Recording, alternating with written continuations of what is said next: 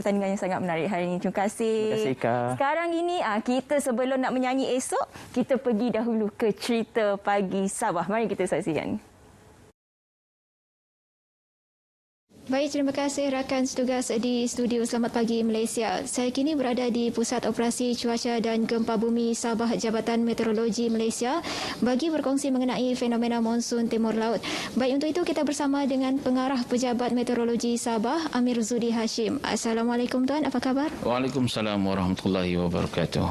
Baik Tuan, fenomena monsun Timur Laut ini dijangka memberi impak kepada seluruh negara termasuk di Sabah. Mungkin Tuan boleh jelaskan. Okey, monsun Timur Laut pada kali ini dijangka bermula pada awal bulan November 2021 dan dijangka berakhir pada penghujung Mac 2022. Monsun Timur Laut ini dicirikan oleh angin Timur Laut dengan kelajuan sekitar 20 hingga 40 km sejam. Untuk negara kita, pada kali ini kita menjangkakan sekitar 4 hingga 6 episod hujan lebat yang signifikan yang biasanya berlatam di 2 hari akan menyebabkan banjir di kawasan-kawasan yang rendah. Pada fasa awal monsun Timur Laut biasanya akan bermula di Kelantan dan Terengganu antara bulan November hinggalah Disember. Seterusnya dia akan beralih pula kepada Pahang dan juga Johor sekitar bulan Disember dan juga Januari. Manakala bagi Sabah dan juga Sarawak lazimnya akan mengalami hujan lebat monsun sekitar pertengahan Disember sehinggalah pertengahan Februari. Dan seterusnya kita akan memasuki fasa kering selepas pertengahan Februari hinggalah tamat pada bulan Mac 2022.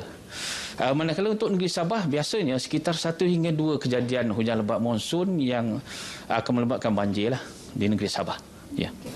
Baik Tuan, fenomena ini juga dijangka akan menyebabkan bencana banjir di beberapa daerah di Sabah. Mungkin Tuan boleh jelaskan. Okey.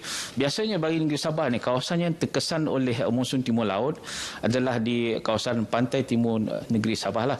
Ya, di mana bahagian daerah-daerah yang di bahagian Kudat dan juga Sanakan biasanya akan mengalami taburan hujan yang tinggi dan seterusnya akan menyebabkan banjir lah di kawasan-kawasan yang rendah di daerah-daerah tersebut. Manakala bagi kawasan pantai barat Sabah biasanya akan mengalami kejadian rebut peti yang mana berlaku hujan lebat yang ekstrim pada masa tersebut akan menyebabkan berlakunya banjir kilat lah, terutamanya di pantai barat Sabah. Ya. Baik Tuan, mungkin nasihat Tuan kepada orang ramai sekiranya monsun ini beralih ke Sabah. Okey, orang ramai dinasihatkan agar peka dengan keadaan semasa dan sentiasalah merujuk ataupun melihat siaran media berkenaan dengan ramalan cuaca dan juga amaran cuaca yang dikeluarkan oleh Met Malaysia lah. Jadi kita sedia maklum keadaan sekarang ni banyak berita-berita yang tidak sahih. Jadi sila dapatkan maklumat tersebut di laman sesawang jabatan iaitu di www.met.gov.my.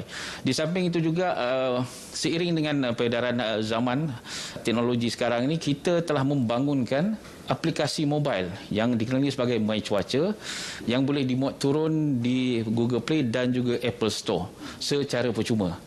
Okey, kita juga membangunkan ataupun mewujudkan atau menyebarkan melalui media sosial iaitu Facebook, Twitter dan juga Instagram lah.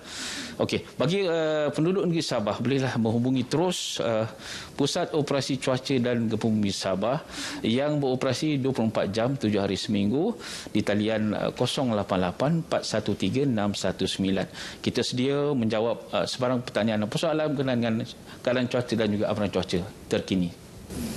Baik Tuan, terima kasih atas perkongsian sebentar tadi. Baik, untuk mendapatkan paparan cuaca lebih terperinci, anda boleh layari laman sesawang www.met.gov.my. Baik, setakat ini saya bawakan segmen Cerita Pagi Sabah. Kembali pada rakan setugas di studio Selamat Pagi Malaysia. Silakan. Baik, terima kasih Sahira untuk Cerita Pagi Sabah itu. Kalau kita boleh lihat semalam status terkini bagi COVID-19 Sabah, jumlah keseluruhan bagi Sabah ialah 203,488 di mana semalam saja kes baru yang dicatatkan ialah sebanyak 820. Dan kalau kita melihat PICK bagi negeri Sabah ialah 1,830,000. Tahniah Sabah. Jadi untuk kita mengetahui apakah perkembangan terkini dalam negara, kita saksikan berita bersama dengan rakan kita di Continuous.